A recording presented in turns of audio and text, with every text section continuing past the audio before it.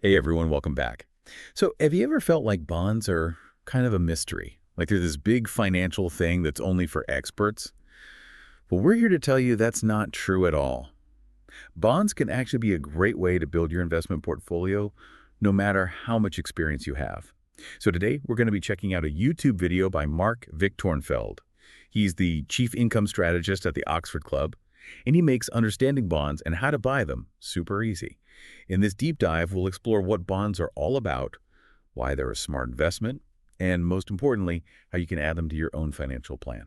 Yeah, and the great thing about bonds is that they give you both stability and the potential for good returns. They can really help you diversify your portfolio and make some consistent income without having to deal with the same ups and downs you see in the stock market. Totally. Okay, so let's start with the basics. What exactly is a bond? Well, at its core, a bond is basically like a loan that you make to, let's say, a company or even the government. You're lending them money for a specific amount of time. And in return, they promise to pay you regular interest payments. Those are called coupon payments. So it's like being a lender, but instead of lending money to like a friend, you're lending it to a big company or the U.S. Treasury. Exactly. And then at the end of the bond's term, that's called the maturity date. You get your original investment back. That's called the principal. Okay, got it. So I lend money, I get interest payments, and then I get my principal back when the bond matures. Sounds pretty straightforward. But how is this different from investing in the stock market? That's an important difference, yeah. When you buy stocks, you're actually buying a piece of a company. You're hoping that the value of that company will go up so that you can eventually sell your shares for a profit. With bonds, though, it's more about what we call fixed income. You're mainly focused on those regular interest payments and getting your original investment back. So bonds offer a more predictable return, whereas stocks have the potential for higher growth. But they also come with more risk. Now, in his video, Victor Reinfeldt actually walks us through an example of buying a Delta Airlines bond on Fidelity's website.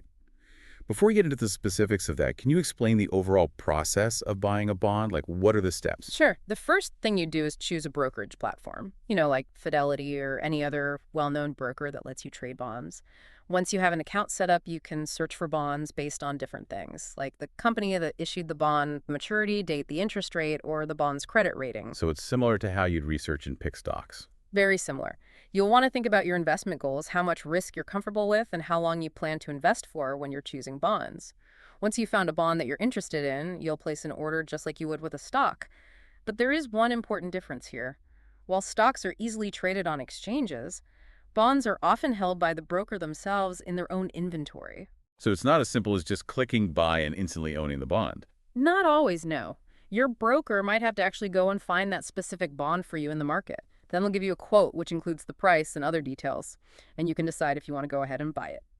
Makes sense. So there's a little bit more going on behind the scenes with bond buying compared to stocks. Okay, so let's get into Victor Feld's Delta Airlines example. He mentions that you can search for bonds using the company name or the bond's CUSIP. What's a CUSIP? A CUSIP is like a unique ID number for a specific bond. Think of it like a stock's ticker symbol. It helps make sure that you're buying the exact bond you're looking for. So if I'm searching for a Delta Airlines bond, I can either type in Delta Airlines or use that bond's special CUSIP code. Got it. So Victorfeld points out a few key things about the Delta Airlines bond. It has a coupon rate of 2.9%, a price of 93.61, and a maturity date of 2024. Let's break those down one by one.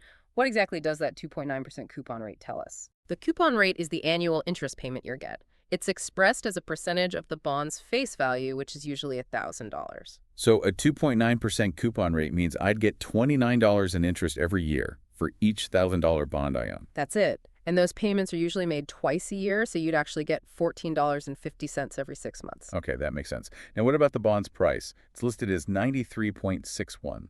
That means the bond is trading at a discount, meaning it's selling for less than its face value. Bond prices are quoted as a percentage of their face value. So 93.61 means you'd pay $936.10 for a bond that's actually worth $1,000. Wow. So I can buy a bond for less than its full value? Why would anyone sell a bond for less than it's worth? Well, there are a few reasons why a bond might be trading at a discount. It could be because of changes in interest rates. Maybe people are worried about the company that issued the bond, or just because of how the market is doing. Okay, so there are lots of things that can affect a bond's price, just like with stocks. Now, Victor Feld mentions a really important number. the yield to maturity, or YTM. For this Delta Airlines bond, it's 4.689%. That seems a lot higher than the 2.9% coupon rate. Can you explain what YTM is and why it's higher than the coupon rate in this example? Definitely. The yield to maturity, or YTM, is the total return you can expect to get from a bond if you hold on to it until it matures. It includes not only the coupon payments, but also the profit you make from buying the bond at a discount. So the YTM factors in both the interest payments and any potential profit from buying the bond on sale. Exactly. Since this Delta Airlines bond is trading at a discount, your YTM is actually higher than the coupon rate. It's like getting a bonus return because you bought the bond for less than its face value. So the discount kind of acts like a built-in profit booster. Yeah. Okay, so Victnfeld mentions that this 4.689% return is actually pretty good in today's world, especially for a relatively safe investment like a bond. Can you give us some context on that? Why is this considered a good return and what should we compare it to? Sure. To really understand why that's a good return, we need to look at a few things. First, let's compare it to what banks are currently offering on savings accounts or CDs. Those rates are usually pretty low, often somewhere between 1% and 2%. So compared to those low bank rates, a 4.689% return from a bond starts to look a lot more appealing. Exactly. You're making a lot more money without taking on a lot more risk. We also need to think about inflation. Inflation is the rate at which prices increase over time. If inflation is running at, say, 3% and your savings are only earning 1%, you're actually losing money each year. That's an important point. So even though 4.689% might not seem like a huge return, it's really important to consider it compared to inflation and other investment options. Absolutely. When you factor in inflation and the low returns you get from traditional savings accounts, a 4.689% yield on a relatively safe bond starts to look pretty darn good. It's a way to potentially stay ahead of inflation and grow your money over time. So it's all about finding that balance between risk and reward. And it seems like bonds offer a pretty good balance, especially in today's economy. We've covered a lot of ground in this first part of our deep dive. But before we move on, I want to quickly recap the key things we've learned for our listeners. So we've learned that bonds are basically loans you make to companies or governments. In return, they pay you regular interest called coupon payments, and you get your original investment back when the bond matures.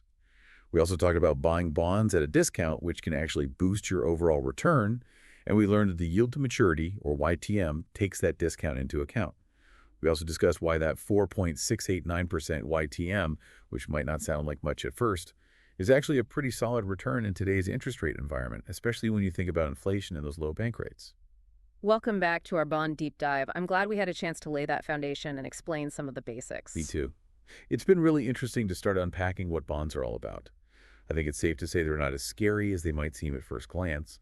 Exactly. And you'll see as we go deeper how powerful a tool they can be for all sorts of financial goals. Speaking of goals, a lot of people seem to think bonds are just for retirement planning. Is that really their main purpose? Well, bonds are definitely important for retirement portfolios, but their benefits go way beyond just getting ready for your golden years. So it's not just about saving for the future. Nope, not at all. Bonds can actually be helpful at any stage of your financial life. They can help you manage risk, create income, and even protect your initial investment. Okay, so let's talk about risk management. How exactly do bonds help reduce risk in a portfolio? Well, as we talked about earlier, bonds tend to be less volatile than stocks. Their prices don't swing as wildly, and they offer a more predictable stream of income. That stability can be especially helpful when the market gets shaky. So it's like having a shock absorber in your portfolio to soften the blow when the stock market goes crazy. That's a great analogy. When stocks are plummeting, bonds can help steady the ship and minimize your overall losses. Think of it this way. If most of your investments are in stocks, a sudden market crash could really hurt your savings. But if you have some of your money in bonds, their relative stability can help offset those losses. That makes a lot of sense. It's all about creating a portfolio that's balanced and can handle different market conditions. Now, we touched on the income-generating part of bonds earlier, but I'd love to explore that a bit more.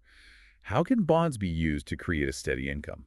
Great question. Bonds are especially useful for people who need a regular stream of income, maybe to supplement their living expenses or meet certain financial obligations. For example, a lot of retirees use bonds to create income to help cover their daily expenses. So instead of having to tap into their retirement savings, they can use the interest payments from bonds to pay their bills. Exactly. It helps them create a sustainable income stream for retirement without spending their principal too quickly. That's a really smart approach. And it's not just for retirees, right? Of course not. Anyone who needs reliable income, like to pay for a child's education or cover ongoing medical costs, can use bonds for this? Okay, so we've covered risk management and income generation, Yeah. and we haven't even gotten to capital preservation yet. Can you explain how bonds help protect your initial investment? Sure. One of the key things about bonds is that unlike stocks, you're guaranteed to get your principal back at maturity. As long as the issuer doesn't default, of course. So even if the bond's price goes up and down in the market, I'll still get my full investment back when it matures. That's the general idea. This makes bonds really appealing for investors who are focused on protecting their money. It's like a safety net for your investment. That peace of mind can be really valuable, especially for people who don't like taking big risks or who are getting close to a major financial goal. Earlier we talked about that Delta Airlines bond example from Victnfeld. He made it sound so simple. You just find the bond you want, enter how many you want, and click buy. hmm But I have a feeling there's more to it than that. What are some of the important things people should think about when deciding which bonds to buy? You're right. While actually buying a bond might be straightforward, choosing the right bonds for your portfolio takes careful consideration. You need to think about things like interest rate, risk bond ratings, maturity dates, and diversification. Okay, so let's break those down one by one. First up, interest rate risk. Mhm. Can you explain what that is and why it's important for bond investors? Absolutely. Interest rate risk refers to the fact that bond prices usually move in the opposite direction of interest rates. When interest rates go up, bond prices generally go down, and when rates go down, bond prices go up. So it's like a seesaw. Exactly. Let's say you buy a bond with a 3% coupon rate. If interest rates go up in the future and new bonds start offering higher coupon rates, your bond suddenly becomes less attractive to other investors. To sell it, you might have to lower the price, which means you could actually lose money. I see. So if I'm worried about interest rates going up, I might want to look for bonds that have shorter maturities. That way I'm not locked in for as long and I can reinvest my money at those higher rates sooner. That's a smart strategy. Shorter-term bonds aren't as sensitive to interest rate changes. They mature faster, so you can reinvest your money more quickly. Okay, so we've got interest rate risk. What about bond ratings? We talked about those a little earlier, but can you give us more details on what they mean and why they matter? Of course, bond ratings are basically credit scores for the companies and governments that issue bonds. They give you an idea of how financially healthy the issuer is and how likely they are to repay their debts. So a higher rating means there's less risk of them defaulting? Exactly. Rating agencies like Standard & Poor's and Moody's give these ratings. They typically use letters with AAA being the highest and C or D being the lowest. So when I'm picking bonds, I should try to go for ones with higher ratings. Generally speaking, yes.